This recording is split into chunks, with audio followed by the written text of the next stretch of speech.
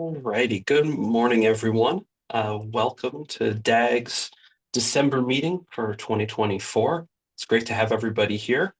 We are excited that you're with us for our last meeting of the year, and we'll give you a bunch of information on what's coming up in the new year.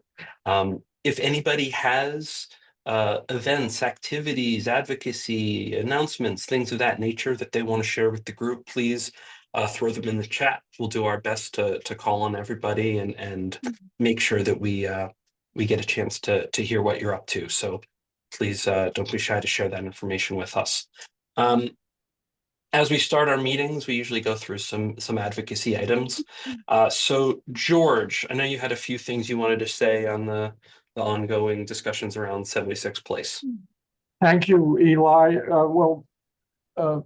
David and Eli have been carrying the load on the arena in the last couple of weeks, but I'll just go through a couple of things.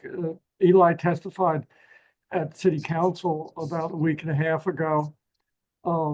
Council may be voting, and the expectation is that they will vote positively on the various resolutions before them. And I'm not sure whether the first vote is a committee vote or the whole council. So that's coming up. The Asian American United had a press conference yesterday, and David Brownlee attended that on behalf of DAG and summarized our pieces from last year and Eli's testimony. In the meantime, the people from Chinatown and Asian American United have produced a very extensive mitigation document that is much more extensive than the $50 million, so-called $50 million community benefits agreement. They've asked for a giant parking garage. They've asked for site control of the police station site and 500 units of housing, among other things. And they made it clear in their statement about the mitigation that they're still opposed to the arena, but I think they've been asked by some of their council supporters to respond in the event that this thing does go forward.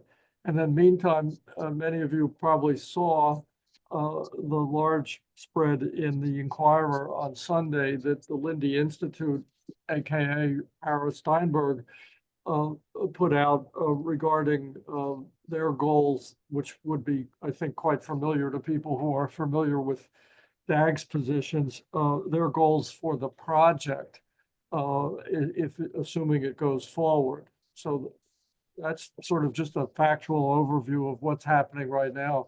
There should be news very soon on, and the last thing, sorry, at this very moment, the Planning Commission is holding a hearing regarding the street closing and certain other matters that must have a Planning Commission opinion before council can act upon them.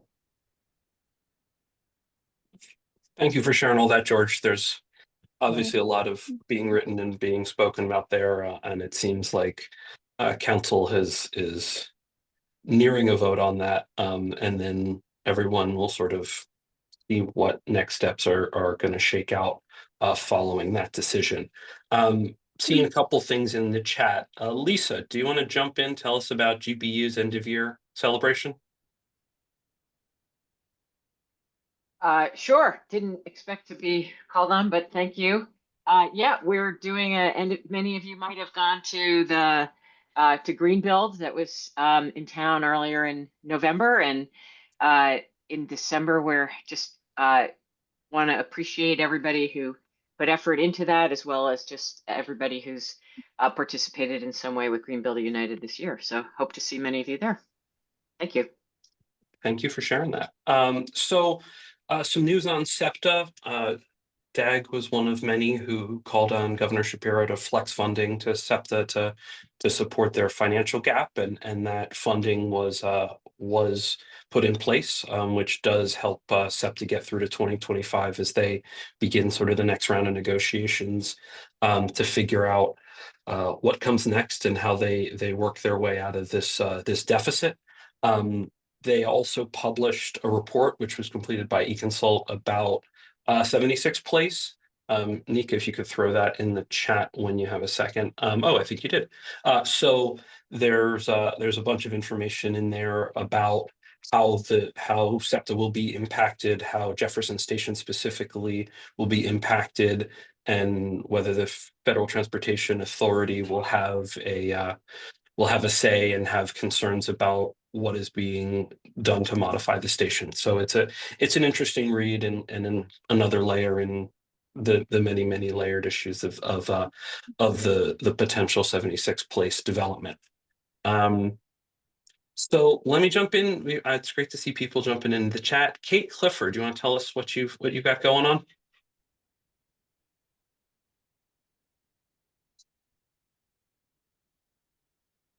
Kate, feel free to unmute if you want to. Yes, Yeah, hi. sorry. I'll just unmute without the camera. Yeah, I am a preservation planner in Delaware County, and we are working with the state on a semi-quincentennial grant to rehabilitate it. And so it's also celebrating its 300th anniversary this year. So it's the 1724 courthouse. So we got a Lafayette Trail marker to commemorate General Lafayette's visit to Chester in 1824. And so the dedication of the marker and a small celebration for its 300th anniversary will be held on December 12th at 11 a.m. across from City Hall. So if you go into the link, it has some information and a flyer about it. Appreciate it. So Thank you for come sharing. out to Delco. Yeah. David Brownlee, you want to jump in? Tell us what you've got on the calendar. I just want to call people's attention to another wonderful lecture by Bill Whitaker about Philadelphia's architecture in the 1950s.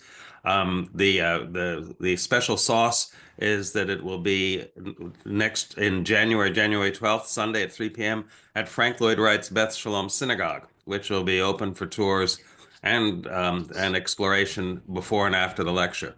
It's a lovely opportunity to see a great building under great conditions and hear a great lecture. Thank you, David. So jumping back into the DAG related information, we are continuing to talk about I-95 and the expansion project that is being proposed there by PennDOT. We met with the PennDOT team and a representative from DVRPC to talk about the project, and PennDOT was very adamant to point out that this is not a capacity increasing endeavor, more a safety and circulation and connection endeavor. We're working to put together some programming and hopefully get together in 2025 to get a bunch of parties on both sides of that conversation together so we can all be in a room and talk about it together and try to make sure we're all getting clarity on what is being proposed, what the realistic timeline is, and understand the facts of that, because there's been a lot of information out there about what that's going to do to the city in some ways that have been a little bit, we'll say, misleading. So we're working to get to the bottom of that, and as we get more information, we'll share it with you and hopefully invite everyone to get together to talk about it in person. UArts sadly continues to have very little to no leadership at the city level in terms of anything that is going on there. It remains entirely a secret process at this point, and December 11th is the day for potential buyers to submit bids on those properties, either as a package, individual buildings. Though it seems that the city has really let the opportunity go by to stand up, be heard, try to do something, anything to either save the institution or create an arts institution that could thrive in that area. Temple is said to be interested, so there may be an opportunity for Temple to maintain it as an educational institutional use, but that all remains to be seen. So a lot up in the air there, but we'll see where that goes. Interesting, it's down in the Stadium District area.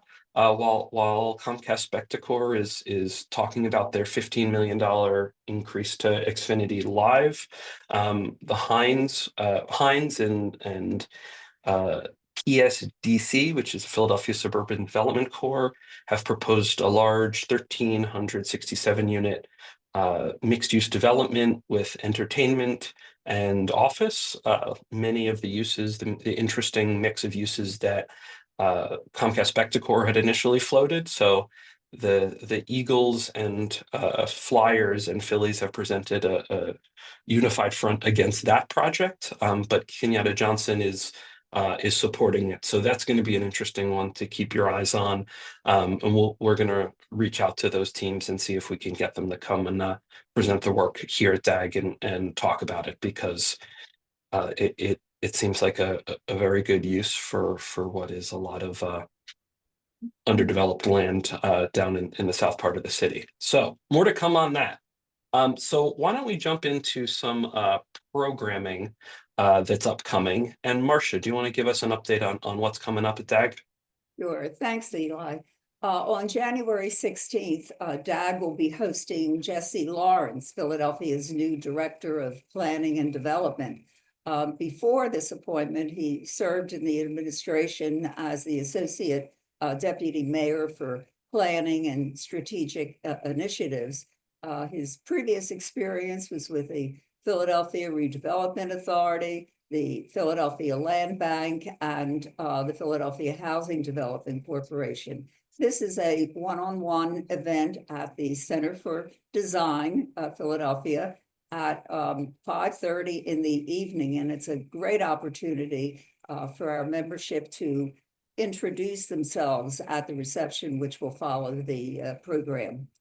And a week later, on January 27th, we've invited 6 cultural leaders who are at the helm of Philadelphia's 250th anniversary celebration. They'll be sharing ideas about citywide arts and design projects.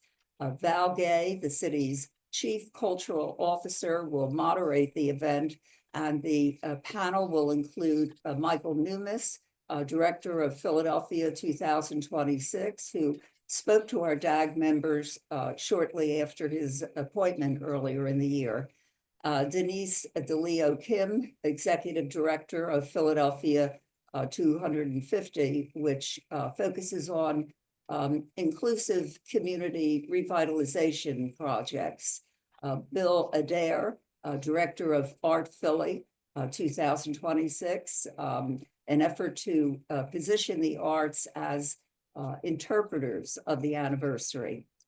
And Stephen Sims, Superintendent of the National Historic Independence Park, speaking on makeovers and new design plans underway for the historic district in anticipation of the anniversary.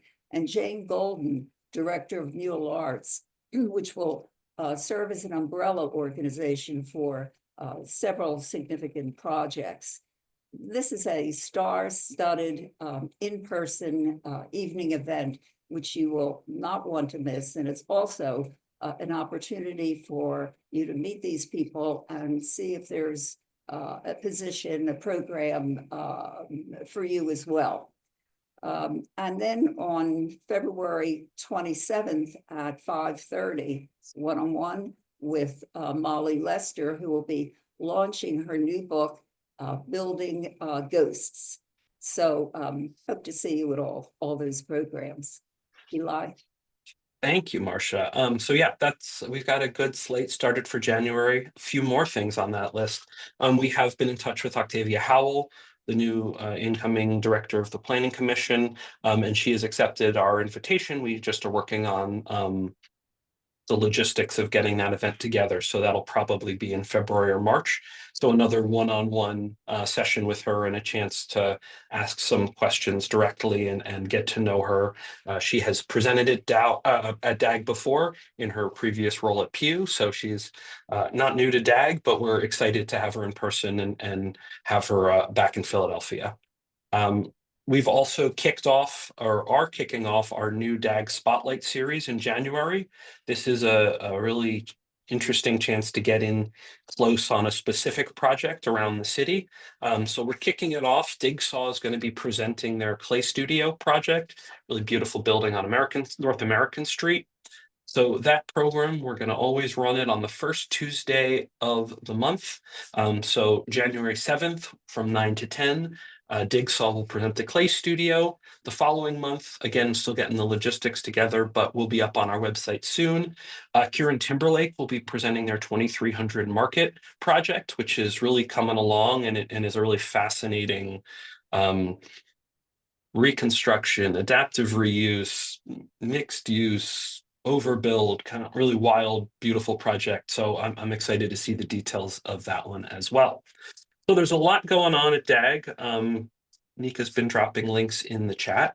And lastly, before we get into our program, being this busy and doing this much stuff, we do have to make our plug for you to contribute to DAG. Our costs aren't high, but they do exist. So your ability to contribute and support us is really very much appreciated and goes a long way. So Nika's going to drop a link in the chat, but if you go to our website under Support DAG, you can contribute. I know there are a few folks on here who already have, so thank you to those of you who have. Thank you to those of you who will consider. So let's jump into it.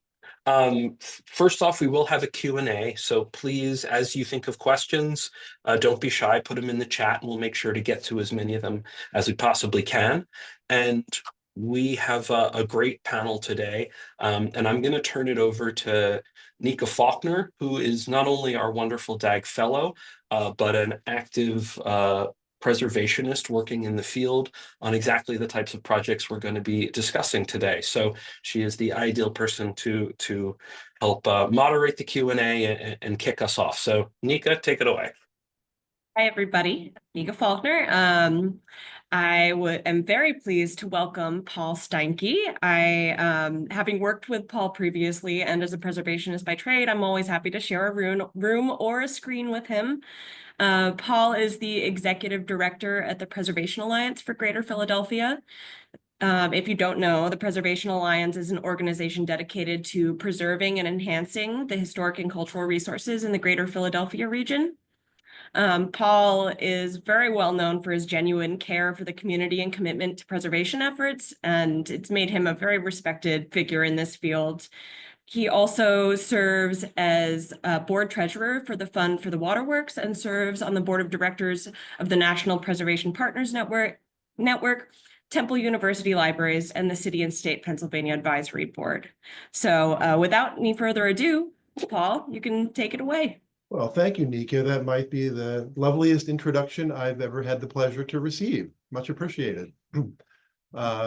And before I get into the presentation, I do want to mention that the Preservation Alliance, along with DocoMomo, the AIA Historic Preservation Committee, and the Design Advocacy Group co-signed an op-ed for the Inquirer that we submitted 2 weeks ago about the Roundhouse, and the editorial board acknowledged its receipt.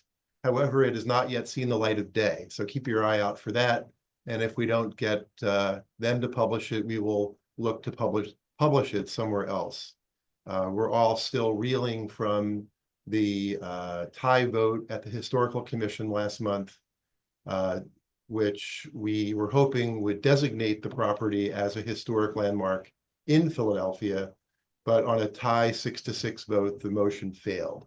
But we're not giving up our hope for the ultimate preservation and adaptive reuse of that modernist landmark at 7th and Race. So let's get into today's program. I want to say thank you to the Design Advocacy Group for reacting positively to this idea about having this presentation this morning, and also to all the attendees who have joined today for your interest and for being here. So, Philadelphia is a city blessed with 300 years of American architecture, and it has long been a leader in historic preservation in our nation.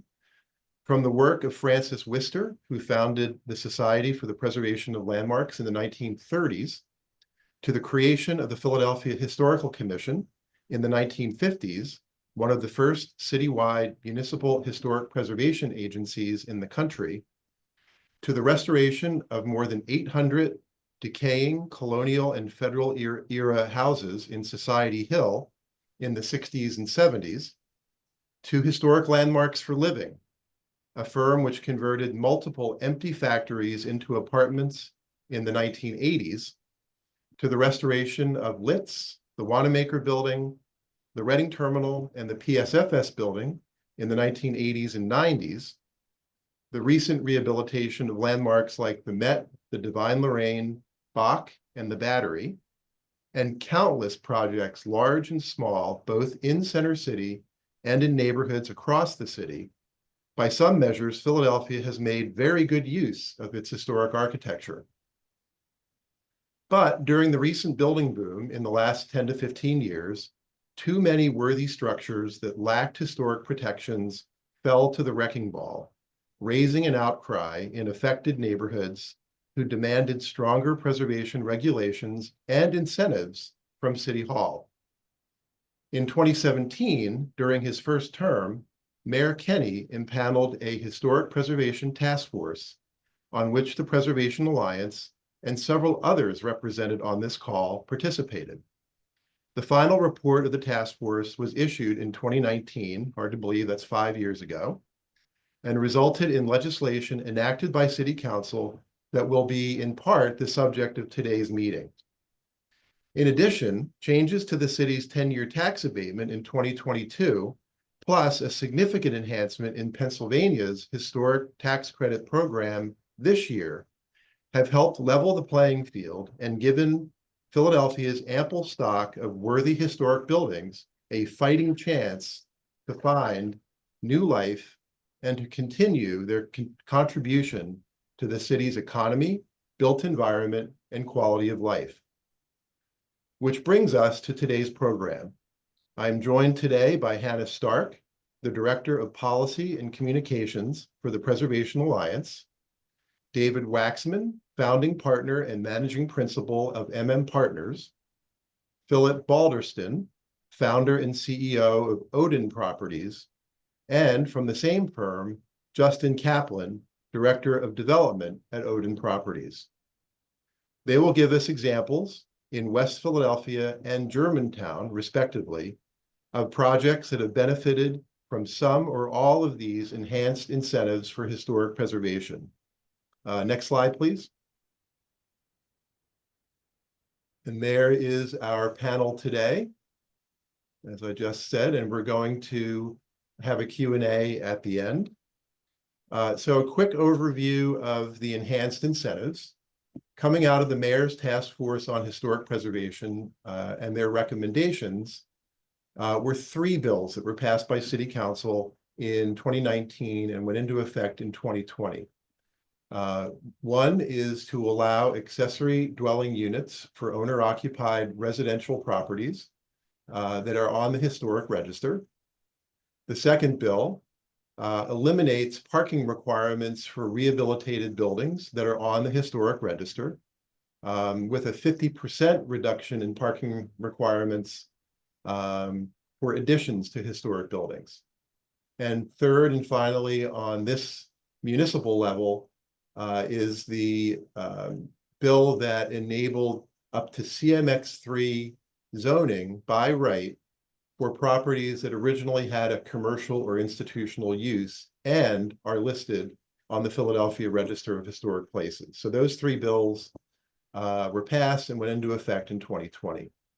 Then in 2022, the city's 10-year tax abatement for new construction was modified, keeping it in place for rehabilitation of any building, whether or not it is listed on the historic register, but having it or cutting it in half for new residential projects, creating instantly a financial incentive for historic rehabilitation. And finally, and if we can go to the next slide, Pennsylvania got out of last place. Pennsylvania's historic tax credit, which was one of the lowest in the nation, and in last place among our border states was increased after a 6-month advocacy effort led by the Preservation Alliance and Preservation Pennsylvania, along with a statewide coalition of over 20 organizations and nonprofits, to persuade the legislature and the governor to increase the aggregate annual cap of Pennsylvania's historic tax credit from $5 million to $20 million.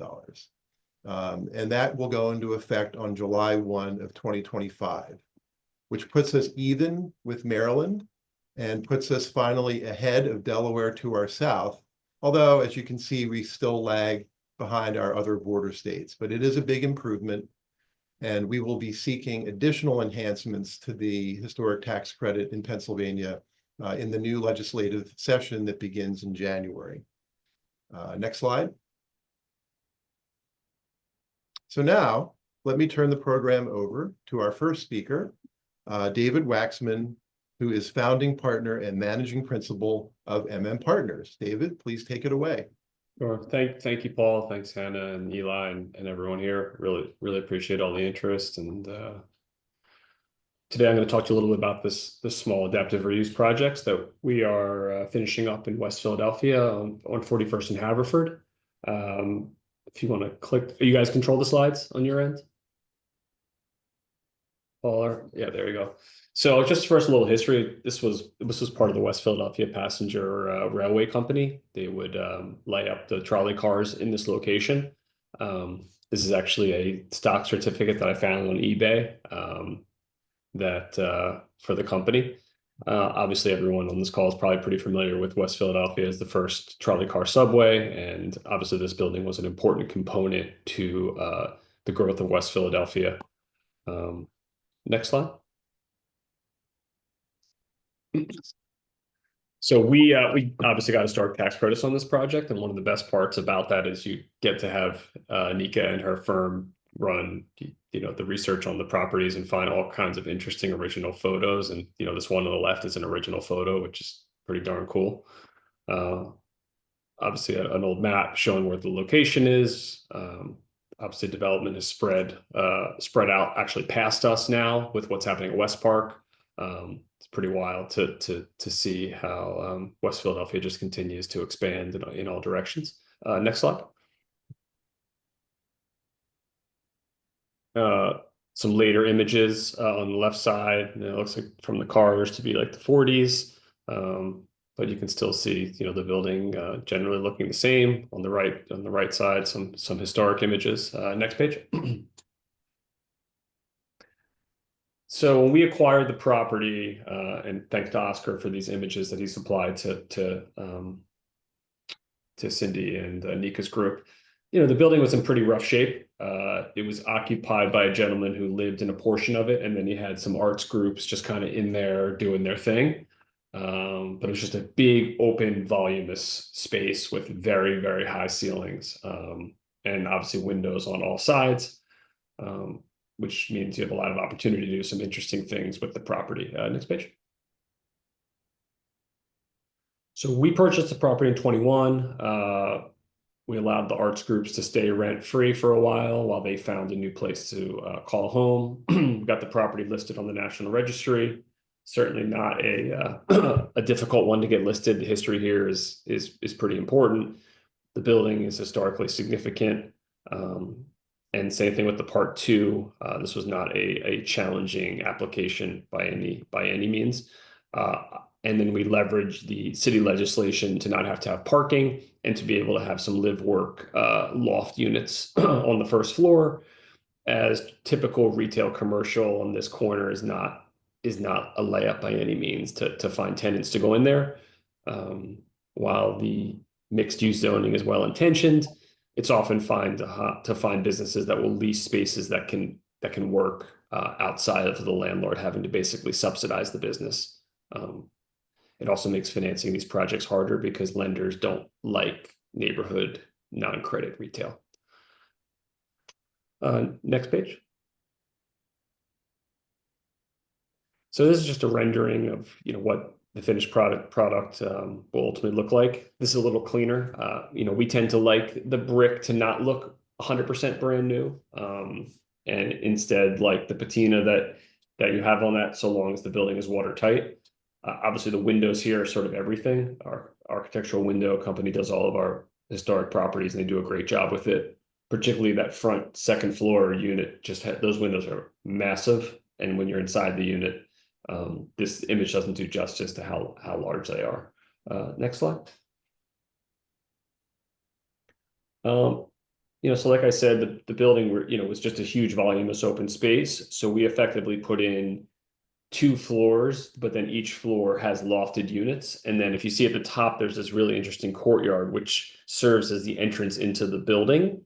You can see the lobby at the top left, as well as direct access to the units that face that courtyard.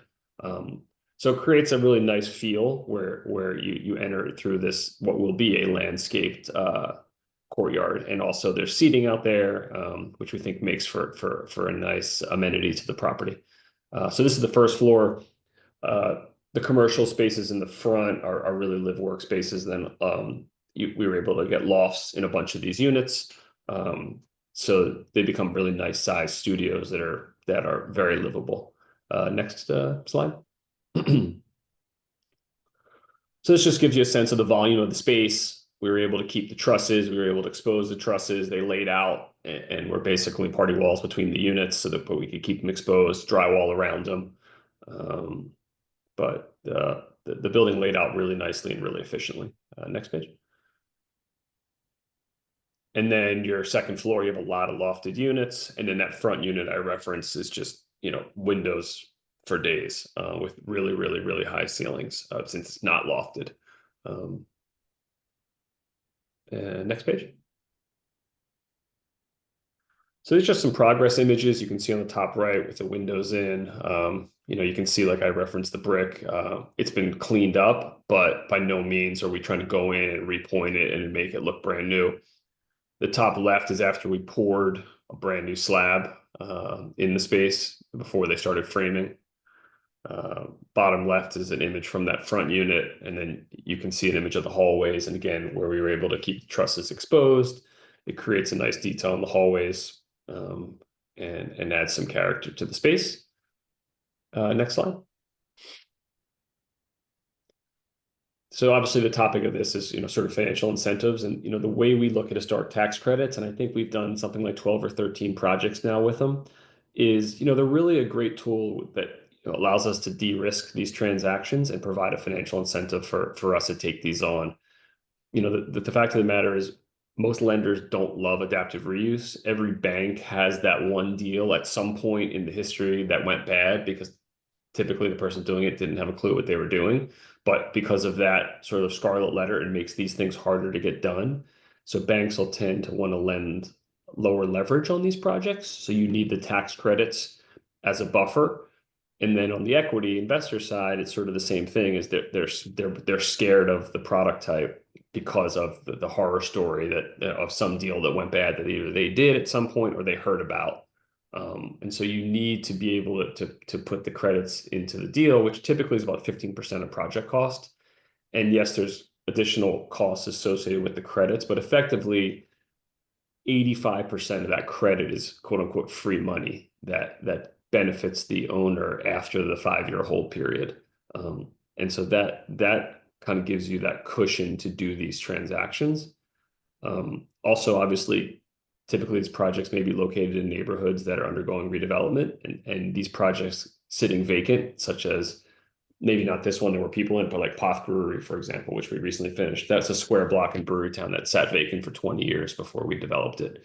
So if you can do these projects, they can really be big catalysts to effectuate positive change in neighborhoods that are redeveloping. Nothing new built today, like none of these spaceship podium buildings are going to be anything like this or any of these historic buildings. And they're going to be of a way better character. They're more character, but they're also going to be better built, like floor slabs that are 1 foot or 2 feet thick, high ceilings, exposed brick, exposed trusses, bigger windows. And we think that most renters want to be in something like this, particularly in Philadelphia, versus something generic and cookie cutter. and sort of one of the later benefits, and it's there's just nothing better than taking a look at something that was real messed up and then you've redeveloped it, and the before after images are really stark and show you what the possibilities of these assets are. Next slide. I think this is it. Yeah, so that's just a quick overview. We're about 2 weeks out from our TCO, and we're going to start leasing units, and we're happy to do in-person tours early next year if anyone wants to see this thing live and up close. But thank you so much for the interest and for having me here.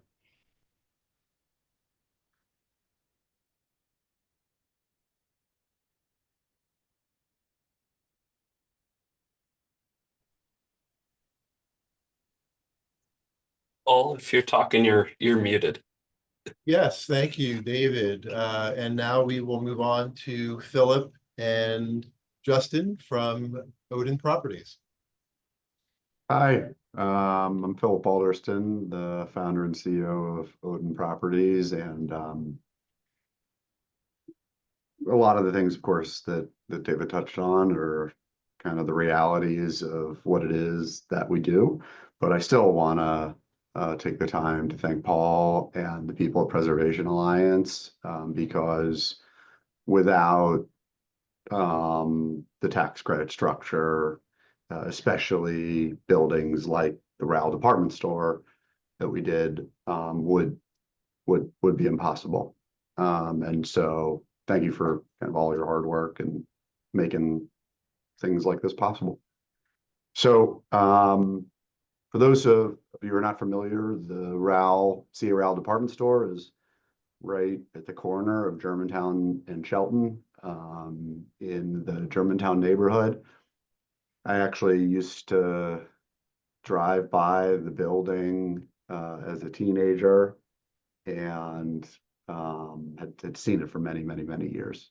And it had been very, very prominent, and what we would consider a really beautiful building, but of course, sitting vacant.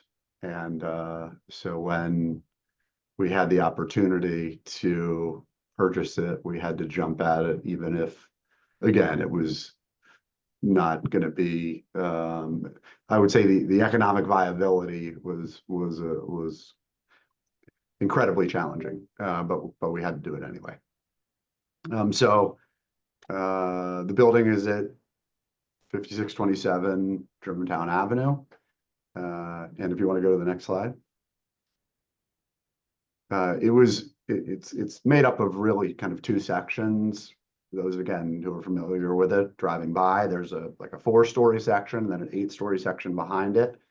The original 4-story section was built in 1898, which is pretty unbelievable. I mean, making it, 125 years old when we started. And it was home to the Germantown Trust, which was kind of the financial center of Germantown for a time. And the 8-story section in the back was added to provide them additional space in 1929. Like, again, I'm sure as many of you know, all of the buildings built around the city that have the 1929 year inscribed into the buildings. It feels like a lot of buildings around town were built then. But it was a 2-phase project, and our goal here was kind of to combine it into one mixed-use development with retail, a really strong retail presence on the first floor at the corner and residential apartments above. The building was renovated originally in 1949, which is when it was opened as the CA RAL's department store, that some of you may or may not know, and then was sold to a Philadelphian, Curtis Cisco, in 1974. And when that happened, it became the first Black-owned department store in the United States. So certainly a really major piece of history. Next slide.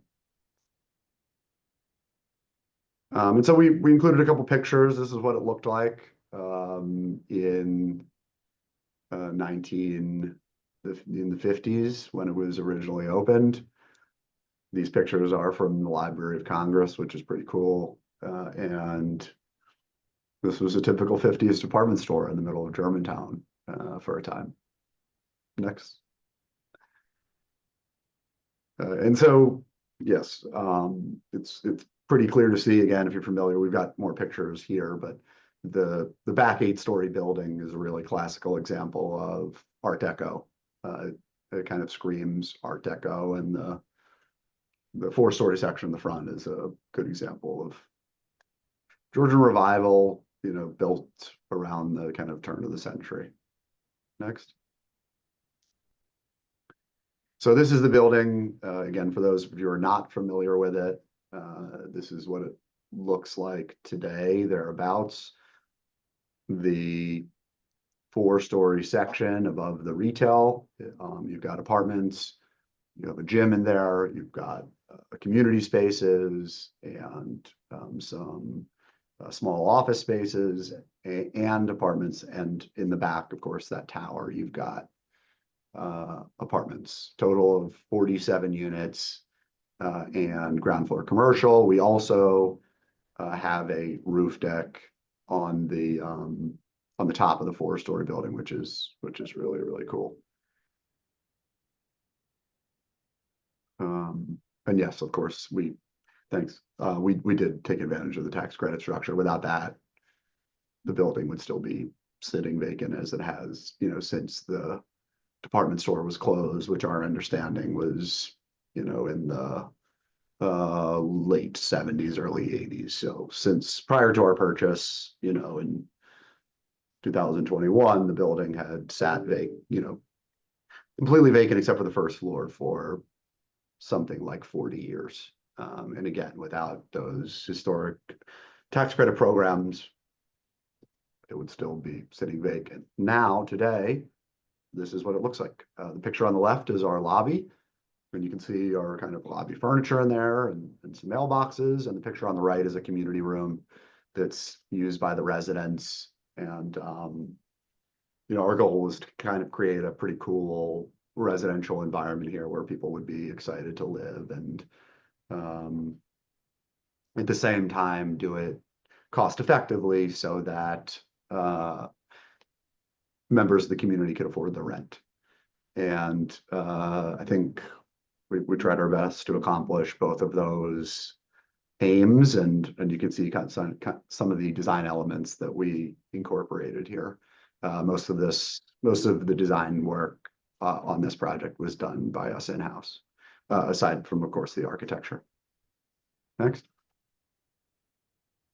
These are our kitchens today. I think of the 47 residential units, we only have 3 that are vacant today. So, you know, the residential portion is over 90% occupied. And of course, the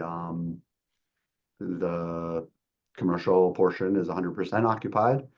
And as you can see, we kind of did some cool floors in here, but of course, those floors and the windows, all in keeping with historical standard and our kind of estimation of what, along with our store consultants, of what that would have looked like, you know, when the department store was developed in the 50s, or late 40s, early 50s. Next. And so, of course, we also did some really great work to the exterior, just kind of refreshing what was already there. Beautiful limestone facade on the original 1898 piece, and then the sandstone facade on the 29 piece. Refresh those facades, but really just kind of brought out what was, you know, what we consider at our company to be really excellent and beautiful old historic stone that is not being used today for really just cost reasons. If we could build new buildings out of limestone and sandstone, we would do it today. But we couldn't do it and stay in business. So the ability to retain those elements is really terrific. And of course, Germantown, an incredibly historic place in general, incredibly important to us to maintain the historic character, and that those facades, as people drive by them and people in the community see them, to bring those back to life is symbolic to us in bringing the new life or renewed life to the community itself. So we of course maintain those, and we also maintain the stairwell. I think we've got a picture of that here as well. If you're going to go to the next slide here. So these are facades that we talked about. Again, we really did not make any change to the facade and just kind of tried to breathe new life into the existing stone. Next. As you can see, you've got some brickwork also, and the big CA RAL sign on the side of the building, something that we expect now to be preserved indefinitely. Next. And yes, you can see, I think we're really trying to spotlight again the CA RAL sign on top of the windows there, and some really cool architectural details. As you can imagine, those architectural details from the inside units are also really interesting as folks are kind of looking out of that space where you see those big windows. There's an apartment there, somebody lives there now, and kind of looks out of that window where originally, in the very early 1900s, 125 years ago, presumably there were, bankers working in there. And now someone's living there. Next slide. And these are the original staircases, which again, we'd love to build today, but it would be wildly expensive and completely impractical for us to do so. But the fact that this cool terrazzo staircase was there, it was important to us to make sure that we preserved that and brought new life back to that. So you've got, the entire staircase in the building, I think, going up 8 floors is all terrazzo, even the treads, and that was renewed too and kind of brought back to life. It was really cool. The handrails and again, nothing that you would find in a new construction building, but something that's really interesting for those folks who take the stairs once in a while. If they're going down one floor to use the gym or something, they'll see that, and it'll kind of make this building stand out and make it an interesting experience for those folks who live there. Next slide. So thank you.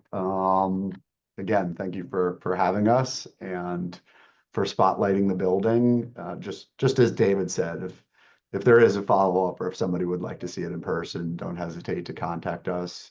We have folks that are there, during business hours. So if anyone would like to see it, we'd love to show you. But I think the overarching idea was to take something that was really, really grand and build an apartment complex that was design forward and had achievable rents inside, and to maintain the character of the historic with a lot of those stones and terrazzos and interesting architectural elements, and kind of build a relatively affordable apartment complex inside it that is, now full of people and kind of brings life back to the street and back to the community.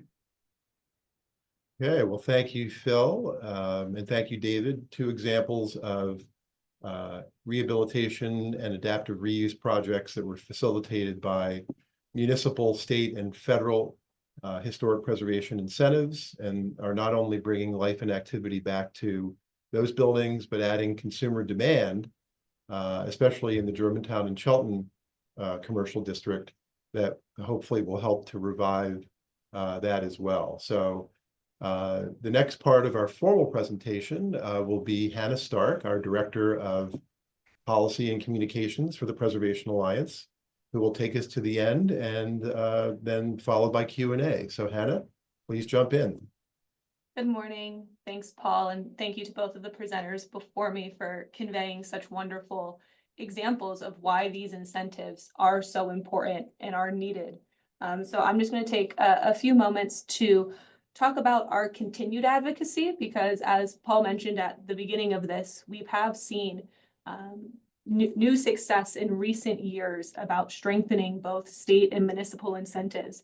But there is still a lot that can be done. So I just want to touch on our continued advocacy and also share opportunities for you all on this call to take action and support these really vital incentives. So first at the state level, for the past over a year now, improving the Pennsylvania Historic Tax Credit Program has been a major policy initiative of the Preservation Alliance, and in collaboration with Preservation Pennsylvania, we formed the PA Historic Tax Credit Coalition. And while we're so happy to have gotten a quadrupling of funding in July of the most recent budget cycle, we still have a few remaining asks.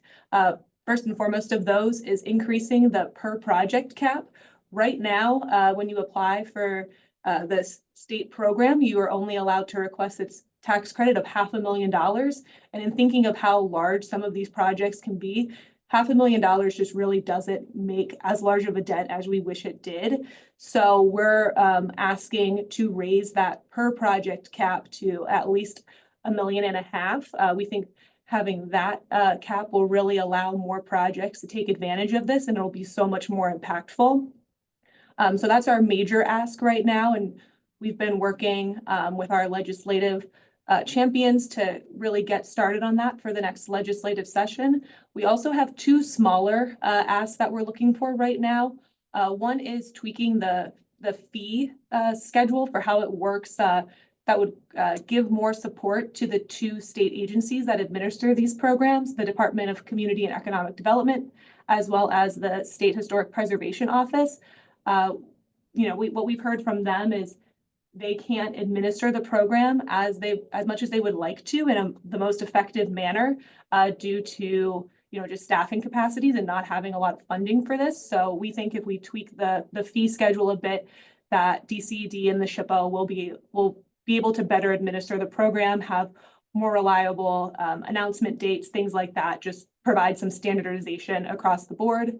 Also in recent years, we've seen syndicated partnerships with nonprofit entities be disregarded. So we need to do another language change to make sure that partnerships that include nonprofit entities are eligible for the program. So while they might seem like small asks, they really could be really impactful for how this program is used. So that is another priority going into 2025, hoping to get these 3 remaining asks to make this program even more impactful, to have more fantastic projects like we saw from David and Phil.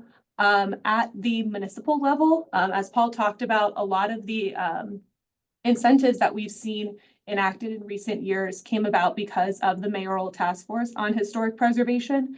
And so some of the other ideas that have not been implemented from those reports include direct financial incentives. One of those could be a historic preservation trust fund. It's been something we've been looking into for a few years now, and we've been working just to see if there is the political appetite to implement a program such as this, which would give direct financial support to rehabilitation projects across the city.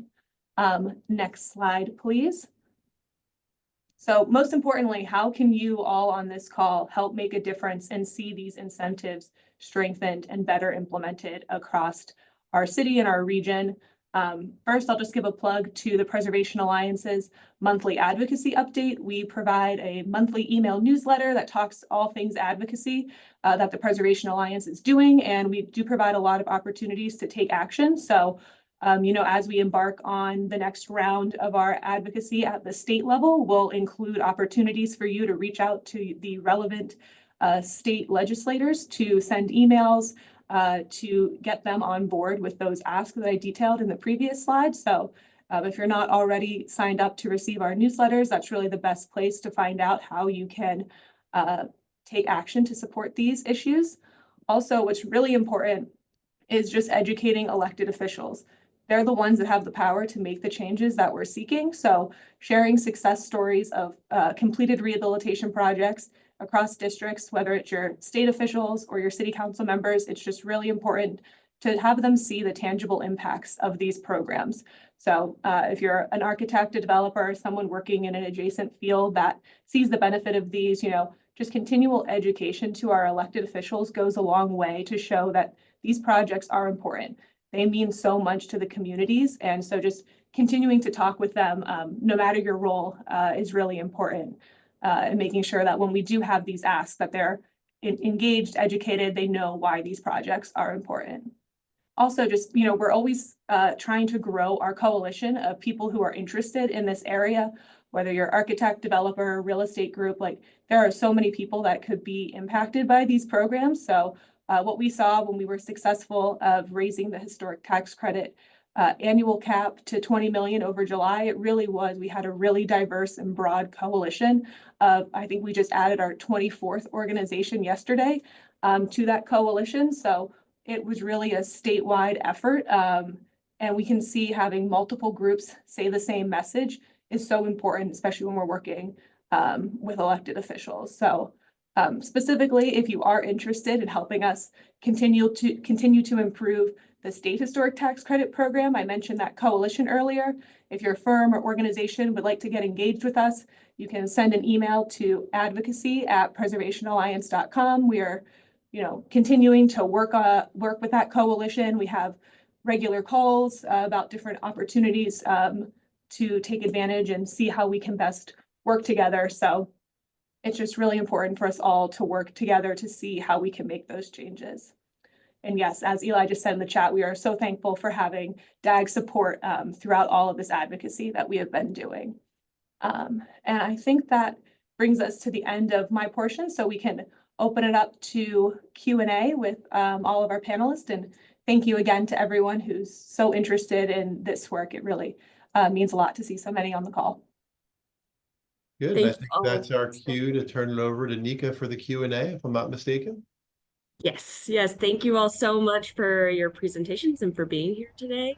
This hits close to me as a tax credit consultant, so really happy to have you all on the meeting. We have a number of questions. I think they mostly apply to everyone, so whoever wants to pipe up and answer, feel free, go right ahead, just unmute yourself. So first off, we had Graham Copeland with a question for, I think, maybe more so on the Philip, David, and Justin side, but he asked, what is the minimum project budget size that makes sense to do a tax credit program, given the additional costs to manage and execute? And so I guess we're kind of asking, like, what is the turning point in the planning process that makes you decide to want to pursue tax credits? I'll say the way we look at it, Phil may have a similar view or different. I mean, I think you kind of want at least a QRE, qualified rehabilitation expense, of at least 10 million. Even that's kind of small, because that would be a $2 million credit.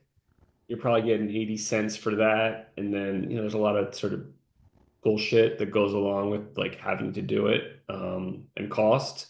But that sort of feels like the bare minimum. I think you'd really want to be like 15 or higher, because then it really starts to move the needle.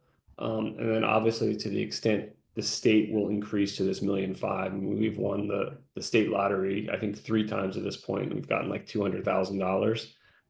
Not to look a gimp horse in the mouth, but $200,000 on a $40 million project doesn't do anything, especially when it comes in when the project's done and you filed your first tax return. So I think that if there was a robust state program, then the $10 million floor works all day long. If you could get basically $1.2 million or $3 million and $1.5 million from the state, that's a meaningful amount of capital into the capital stack. So I'd be curious to see how Phil looks at it.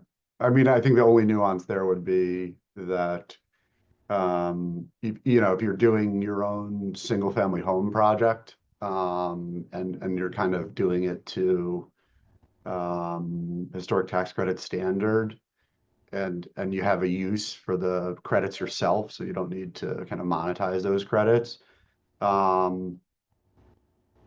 As David said, it's generally based on the QRE, and also to the extent that you want to fill out all the forms yourself and do all the research yourself. If you're doing a $1 million renovation, it may be worth doing.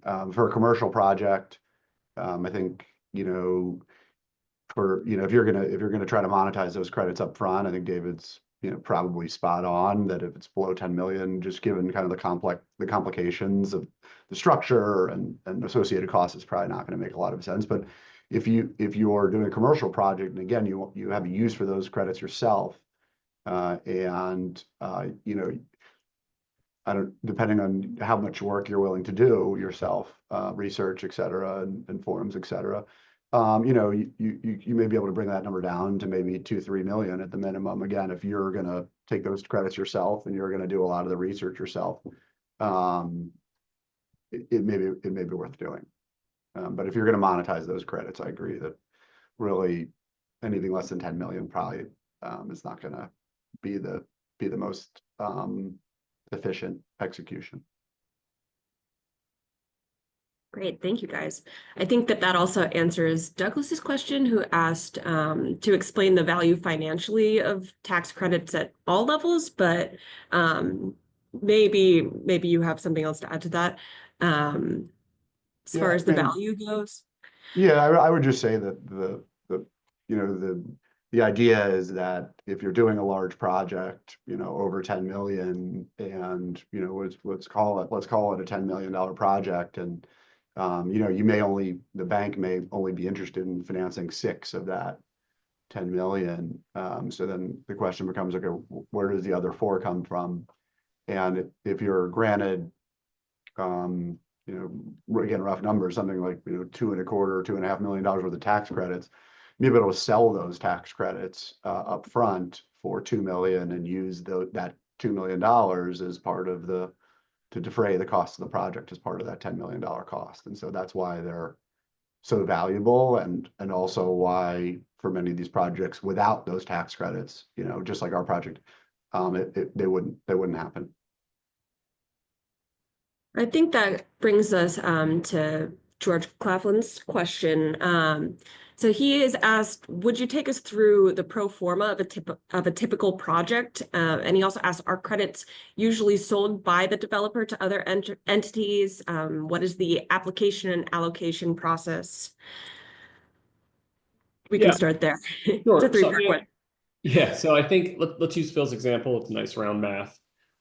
You know, a $10 million project, that's an historic renovation. A lender's going to lend you, and I think Phil's dead on it. You know, saying 6 million is probably where they'd feel comfortable. Whereas like a new build in a somewhat stable capital markets environment, they might lend you 75%.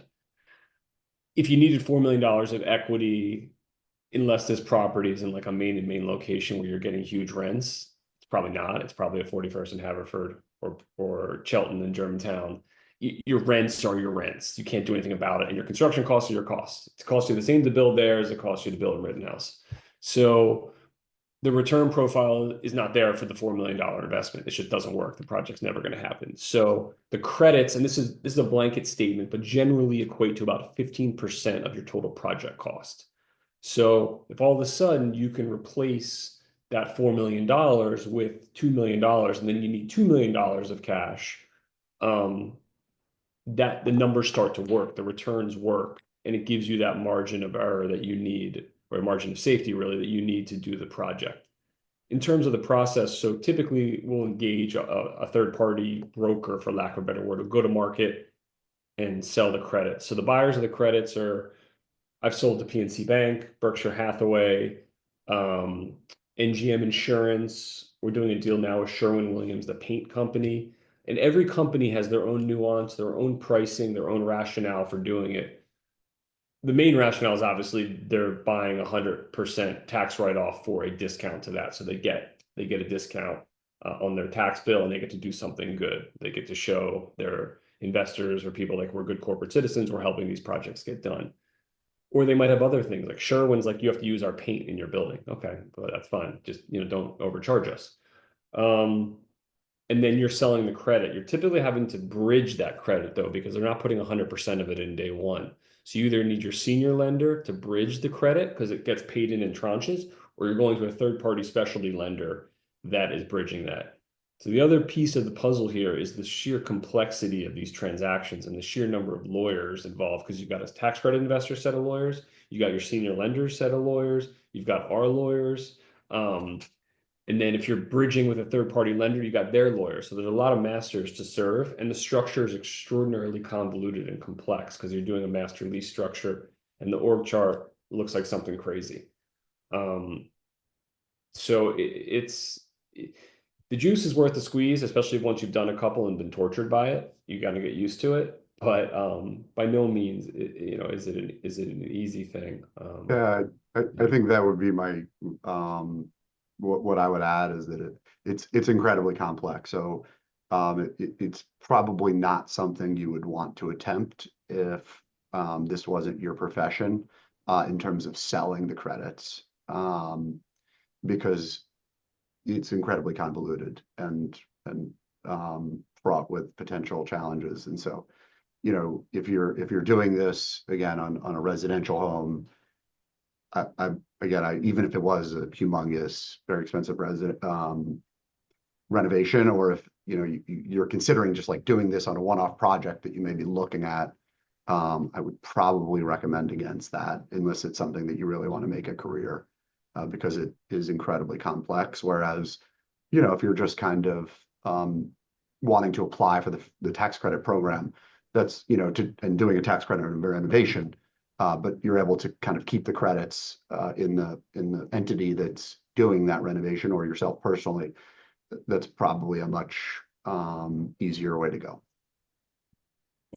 And correct me if I'm wrong, but I believe that tax credits are really only available to properties that are income producing. So maybe for someone single family house, it wouldn't be possible, but for a multifamily, a small multifamily apartment unit or something, that might be doable, but maybe less realistic. I think you can do it if it is a kind of like a corporate type purchase. So if it is in an investment firm, as opposed to something owned personally, I believe you can do it first for like a home that you're doing, but not like on your own house. Sure. And so a follow-up from George, he asked what the typical market price is for tax credits when you sell them. 80 to 86. We just did a deal at 86 cents, which is very good. There used to be a time, and I still don't understand the math, and I don't care because I'm on the other side, where they were buying them for over par. So we did a deal where they paid us $1.05 on the dollar. Don't know why. I was told don't ask questions that you don't know the answer to. I mean, they were clearly doing some accounting internally that made sense to them, but they were overpaying us for them. Those days are gone because the legislation changed. You used to be able to take the credit all in 1 year, and that's why they could overpay you for it. Now the corporations take it ratably over 5 years, a fifth a year, and so the price of the credits went down to the low to mid 80s. That's generally where the market is today. We had another couple questions asking about the rents for some of these projects you've worked on and how the tax credits impact those, or if they in any way allow for lower rents. You want to go first, Phil, or me? You go. Sure. Yeah. No, I would echo what David said, that kind of the rents are the rents. Really what the tax credit allows for are just the projects to move forward, right? So, if not, again, that the really prominent building at Cheltenham and Germantown there's a reason it sat vacant for 40 years. And it would still be vacant today if not for the tax credits. And really just the rents are generally the rents that are determined by the market. So at this project, our one bedrooms, I think, are renting for $1,400, and our twos are, in the high teens, $1,700, $1,800, $1,900, depending on size.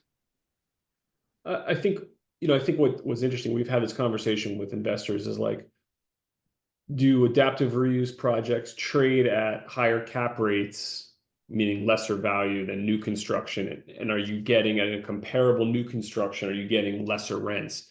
And I think that's not true. I think in the city of Philadelphia, a high quality adaptive reuse building is worth just as much as a high quality new construction build. And I think on the rental side, there's a desire to be in a better product, and they might actually even pay more. Like we have a scenario in Brewerytown where we get much higher rents than the modular crap across the street because it's modular crap versus living in, a building that's, a brick shit house, pardon my French. And so I don't think you're necessarily discounting the units because you can't. Like, it's not like Phil and I are sitting here making outsized profit because we're using the tax credits.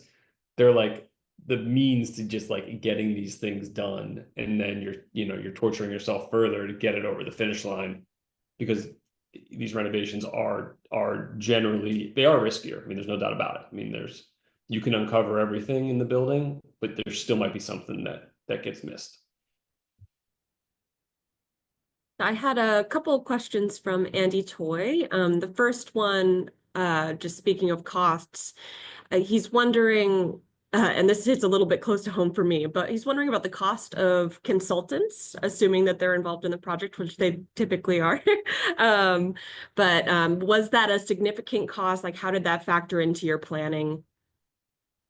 So, I gotta be careful what I say here, Nika. I can't say fairly priced Please because be they honest. prices. No, generally the consultants are not. I mean, so you need a group like Nika's company to do your part one, your part two, your part three. You're going to use a consultant to sell the credits for you. That's typically a success fee, like you'd pay any sort of broker. Then you need the third party accounting firm to do the financials, which the tax credit buyer uses to calculate. And then unfortunately, you need an audit every year for the 5-year compliance period. So yeah, it adds up. But it's certainly not onerous. It certainly is not like something where we're like, oh, should we do these credits? Should we not? I mean, the math is the credits are worth it. And this is just a cost of doing business. The incremental, like additional cost you might spend on the better window is like the best money spent because it's just a better window. And so the credit enables you to do it, and maybe you're spending more, but you're getting 20% of that back in the form of the credit. Yeah, and I think it plays into what David said about the size of a project that makes sense. So when you're doing something of a large scale, generally the consultant costs are not material to that scale. Andy was also asking about combining different tax credits. So he specifically referenced the LIHTCs. Wondering if you have any experience combining different opportunities like that. So we've heard of this holy grail where you get like the historic tax credits, the new markets, and somehow you manage to get LIHTC allocation. We've never done it. We've looked at combining it with new markets. The org chart sort of made my brain explode, and like you need a lot of people playing together, but it's certainly doable. And companies like Penrose, I'm pretty sure, has done LIHTC with historic tax credits successfully. And there's people out there doing it. We don't do affordable. I don't think Phil does either. Or do you? We do. I mean, we've looked at that. I would say that's probably an area for Paul and his group to do some additional, I would say, investigation of ways that can be accomplished better. Right now, my understanding is the way in which the low-income housing tax credit interplays with the federal historic credit is not optimal. And that's why you don't see a lot of projects like that. I mean, very, very, very few. I think David's right. I think maybe the only one or two I've seen are from Penrose. And again, I'm not quite sure of what that financing structure looked like exactly, but we've looked at it. And unfortunately, the programs just aren't really designed to work well together, which is why you don't see that. And it's definitely an opportunity going forward, as we're looking for ways to find new restricted affordable housing. How do we create that? How does that happen going forward? I think there's definitely an opportunity there to ensure that you're kind of getting the most bang for the buck from both when you're combining them. And would be a great avenue for the federal government to create more true restricted affordable housing and kind of senior restricted housing. One last point. One thing we have done is we have combined federal tax credits, state credits, PIDC secondary financing for the commercial components of the properties for fitting those spaces out. And then your senior lender, and then obviously cash equity, which has been an interesting blend of capital. And obviously PIDC is really user friendly once you've done some transactions with them and successfully completed them. Anything you can do in neighborhood retail to offset tenant costs, because unless you're getting credit, like it's a slog, and that's where PIDC is extraordinarily helpful in the capital stack. Yeah, that's really interesting what you're saying, Phil, about the difficulty of combining LIHTCs with historic. And it also brings to mind that with the new Congress taking their seats next year, and also our incoming new president, and their desire to extend the 2017 Tax Cut Act. They will be looking for ways to make up for the tax cuts. And the last time around, we had to mobilize across the nation to keep the federal historic tax credit. It was trimmed a little bit back then. So we're keeping our eyes on whether or not they're going to go for another reduction in the value of the federal credit. So there's another coalition being organized in Washington for that purpose. So I think we can transition a little more into the actual kind of design process and what works and what doesn't with some of these buildings, and adaptive reuse in general. So kind of as a introduction to that, Susanna Baruco is asked she asks, does using the tax credit offset rehab costs because it's more expensive to rehab a historic building, or does it balance the challenge of getting traditional loan funding, as David mentioned, or is it both? I think it's both. I mean, it's sort of like the guerrilla math would be like, for every, I'm just making this up, for every like $3 million of credit, maybe you're picking up $2 million. So you're like spending $1 million of that 3 that you wouldn't have spent, but you're still picking up 2. So like you're doing that deal any day of the week. So I don't know if offset is the right word. It's more just, again, gets back to this giving you the cushion to do these transactions that are otherwise unfinanceable without it. Unless you had 100-year time horizon and a trust fund, and you just want to park your money somewhere and do something good, and you don't care about return. Yeah, I would agree with David. I don't have that, so doesn't. Yeah, the short answer is both. Like there's going to be additional costs, absolutely. A lot of times where you see these really big fancy windows, those are incredibly expensive, and you don't see them on really any other market rate development without tax credits. There's just no private market force would put those in.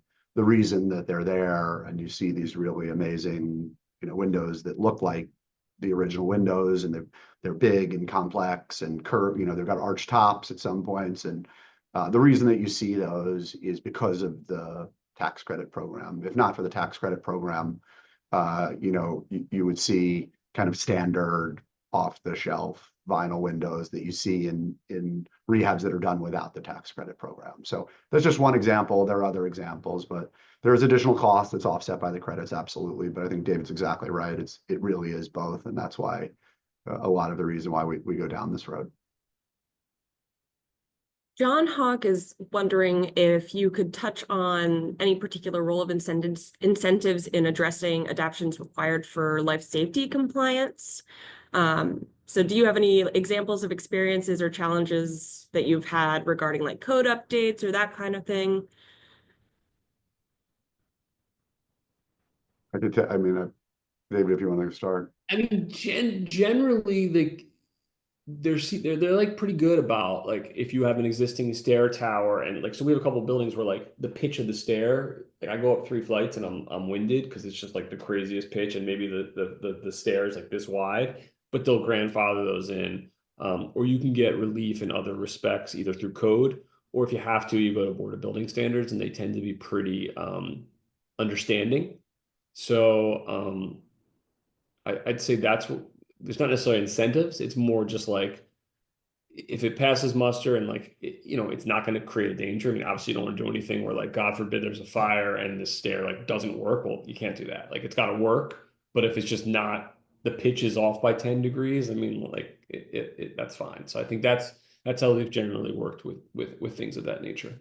Yeah, and there may be some additional costs if you got to jog a sprinkler where you normally wouldn't, or you've got to add a standpipe where you normally wouldn't, and that just goes to the additional costs that we already talked about. And really, David's right. At the end of the day, the Board of Building Standards are really going to be the kind of final word as to what is safe and what's not, and what can be grandfathered and what can't. So, again, if you're working on a project like this, probably, the best thing to do is just kind of ask your professionals in terms of what the Board of Building Standards will say about it, and be guided by that. Sure. I could also add some context there from the architectural side. The existing building code is intentionally a little vague in sort of giving you some leeway to say if it's an existing condition and it is sound, then it's okay provided the authority having jurisdiction is okay with it. So it basically allows you to say, oh, there's 5 inches between the pickets of the rail instead of 4. That's okay provided it's in good shape. But the thing that we always try to do, and I advise people to do, is don't hide from the fact that it's not in compliance, because if it's not on the drawings, some inspector's going to come and say, hey, you didn't bring this up to us, now we have a problem. So say, listen, this is an existing condition. Based on this section of the code, we think it's fine, but we wanted to alert you to it. And they're usually very accommodating. Sure, I'll say in my experience, I think when it comes to code problems, the NPS who reviews all of the scope of work are typically most flexible with those types of situations. As long as you have a reason that you need to do something. I mean, they may push back on some things, but in the projects I've worked on, if you have a good enough argument or a letter from a code official, you can forge a path forward easier than, say, Windows, as David mentioned. So moving on to some other elements of kind of the physical aspects of converting these buildings. Lisa Shulock asks, for both of the projects you showed, did you consider adding rooftop solar? Were there any limitations because of historic designation? And I guess for me, like, how do new sustainable systems generally factor into your planning with adaptive reuse and rehab projects? I'll start. I would say, obviously, our goal is to make the project as sustainable as possible, but our other goal is to make the project happen, and we're probably leasing this below cost, certainly below cost today. So just between us, the project was probably built to a loss, and so if that's the case, in terms of additional solar, that solar would have to be accretive financially for us to install. And in the state of New Jersey, there are programs that make that work. And so you see a lot of that happen in New Jersey, where folks can install solar and make it work and still have the project be viable. But I would say certainly we've looked at it, and we look at it regularly, and to the extent that it's financially feasible, we'd love to put it on there, but I don't believe it was for this project.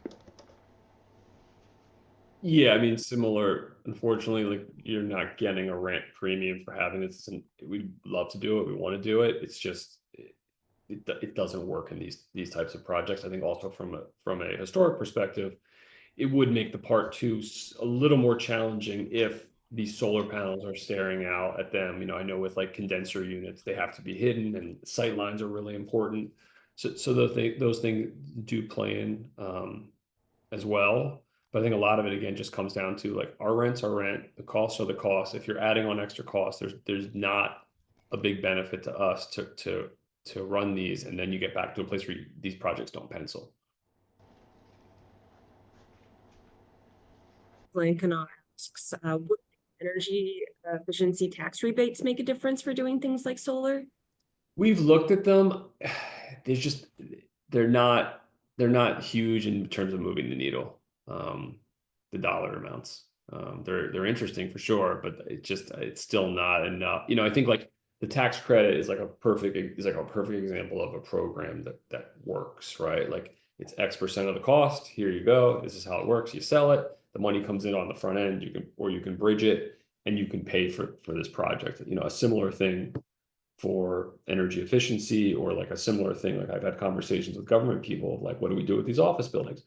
Create a tax credit program, right? Like, if where you're going to create an incentive to make these things happen, and the market will take it from there. It could work. It just doesn't today. And so, maybe as the technology also gets better, we'd be the first to adopt it once it's there, but it's probably not quite there yet. A lot of opportunity to expand those kinds of opportunities myself.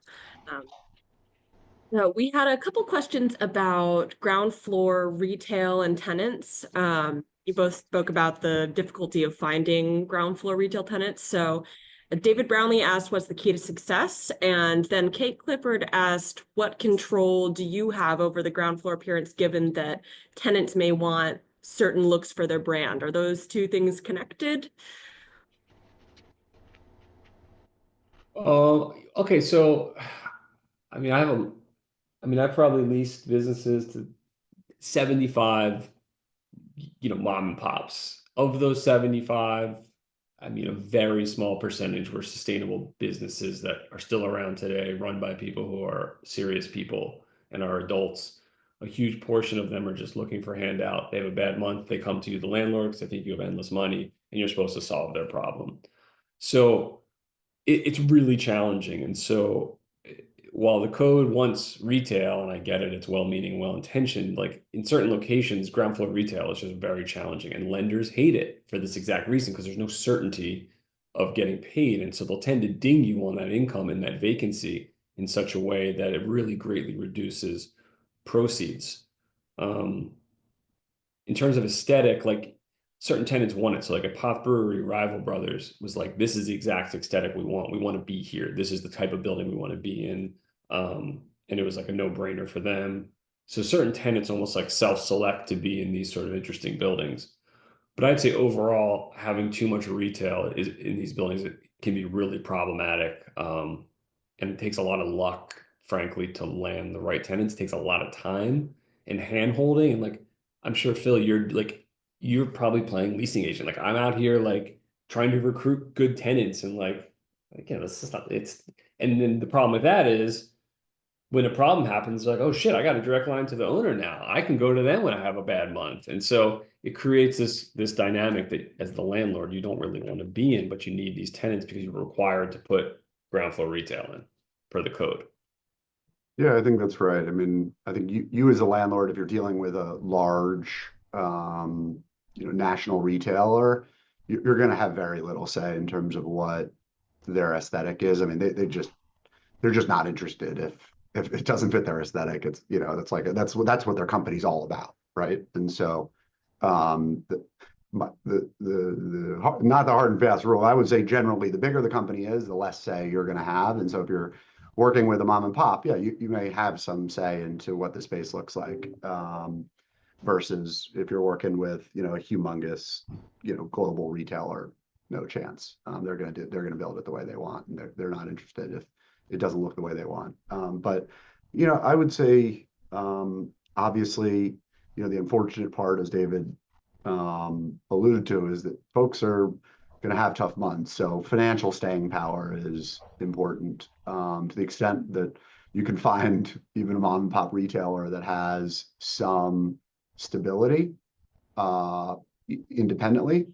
That's going to be a driver of success, because yes, there are ups and downs, and even if the business reacts the same, those folks that have outside stability are able to kind of ride those waves in both directions. And also, I would say, you're definitely taking a substantially higher risk if someone hasn't done it before. If this is their first retail experience and they're experimenting, the probability of success probably goes down.